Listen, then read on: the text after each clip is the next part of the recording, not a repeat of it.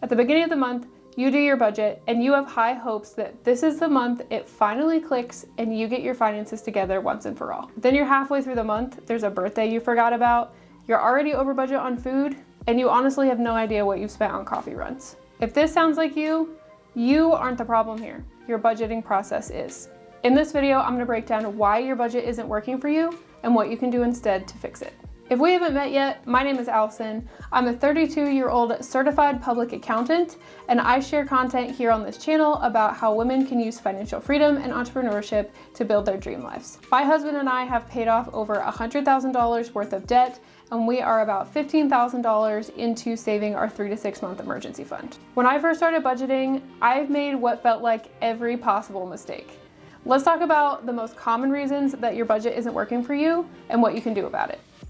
Number one is you're not using the right budget method. And I mean the right budget method for you. When I first started budgeting, everybody was doing monthly budgets, so I started doing a monthly budget.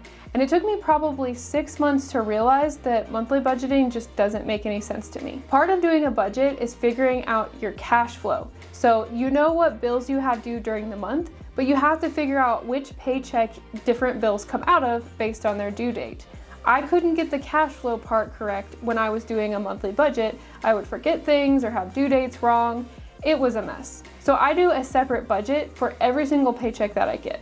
That way I can look at that pay period, I know what bills are due during that time period, and I know exactly what I need to cover for that pay period time frame. It was way too hard for me to track my spending on a month basis and figure out my cash flow, so paycheck budgeting made a huge difference to me. And going along with using the right method, you have to find the right medium for budgeting for you. And I mean, are you using an app? Are you using a spreadsheet? Are you using a budget binder or planner? Are you just writing it down on a piece of paper?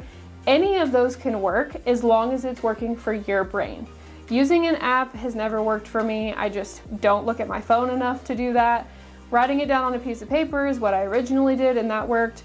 I'm an accountant, so spreadsheet is how I landed. So I actually do my actual budget in a spreadsheet, which if you're interested in my free spreadsheet, you can get it down below. But using a spreadsheet just came naturally to me, so that is what I use. So if you're struggling to keep up with your budget or you're not looking at it, try using a different format and see if that works better for you. Reason number two that your budget may not be working for you is you're not tracking your spending. If you are doing a budget but you are not tracking your spending, there is no way for you to know if you are actually following your plan. This is part of budgeting and you have to do it or your budget will fail. Tracking your spending doesn't have to be complicated. If you are using an app, it probably has spending tracking built in. Some of them even tie to your bank account.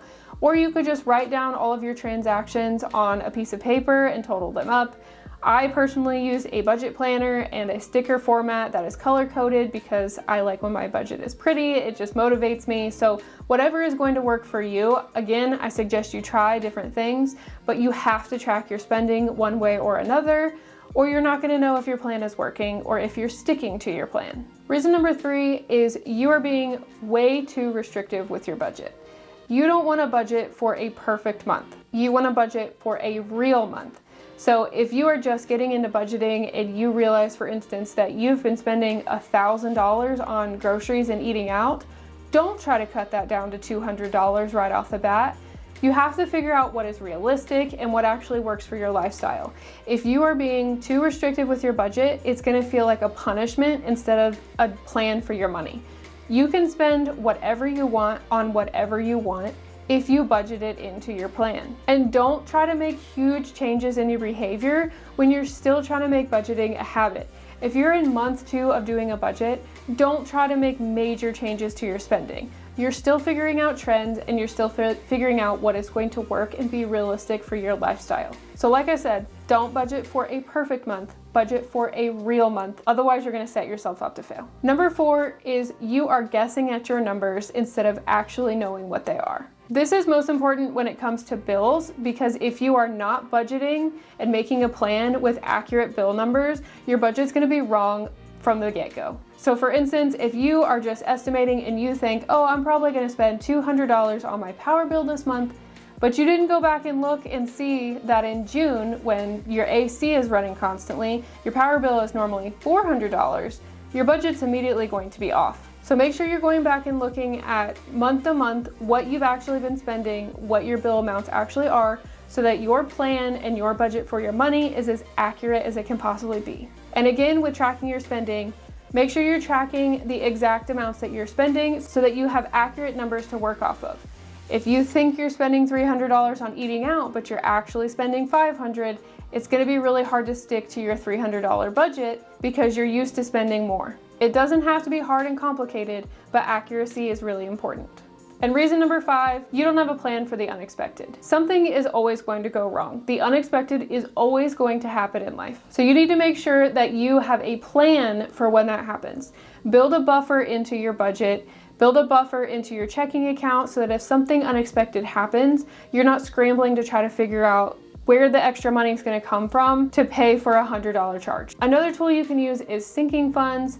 Sinking funds are basically savings accounts for specific things. So Christmas, property taxes, birthdays, back to school, vet costs, all those different things that are going to happen or could happen, are very likely to happen. Start setting money aside in small increments so that when something does happen, you have the money available for it.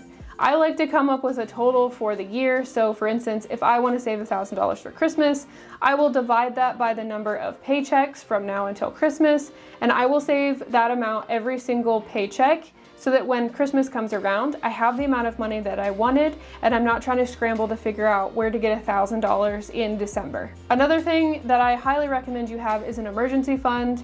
I personally think you should just go straight for a 3 to 6 month emergency fund and start saving that as soon as possible. Like I said, the unexpected is going to happen, so having a few months of expenses saved up will break the paycheck to paycheck cycle for you and also give you peace of mind and reduce your stress when something does happen. Because if a major incident is happening, like a car accident or a medical expense, you're gonna be stressed out about that happening already, and you don't need the financial stress on top of that. An emergency fund helps mitigate that because you have money available for those things that you've already saved. If you need help getting started with a budget, I've linked down below my free budget spreadsheet template, which is the exact same spreadsheet that I use to manage my money. If you want more help managing your finances, make sure you check out this video. It is basically a masterclass going over the exact process that I use to manage my money. Make sure to like this video and subscribe if you want to see more content like this, and I will see you in my next video.